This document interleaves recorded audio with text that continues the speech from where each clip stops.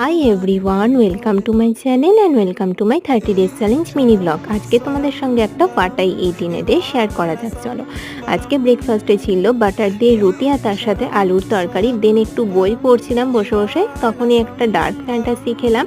আর এর মধ্যেই নাইকা থেকে একটা পার্সেল চলে এসেছিলো, তাই ভাবলাম তোমাদের সাথেই ওপেন করা যাক।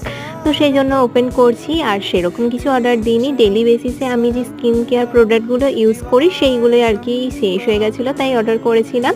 আর তার সাথে আবার দুটো ফ্রি গিফটও পেয়েছি। তো যাই হোক, তারপর স্নান করতে যাওয়ার আগে খেয়ে নিলাম হচ্ছে 2 পিস তরমুজ। দেন স্নান সেরে এসে লাঞ্চ করতে বসলাম। আর লাঞ্চে আজকে অনেক কিছুই ছিল, ডাল, আলু ভাজা, পাঁপড় ভাজা, বড়া ভাজা, আচার, লেবু আর তার সাথে ছিল ঝিঙে পাতুরি। দেন একটু লাঞ্চ করে নিয়ে আইসক্রিম খেতে ইচ্ছা করছিল, তাই একটা রাবড়ি আইসক্রিম খেলাম।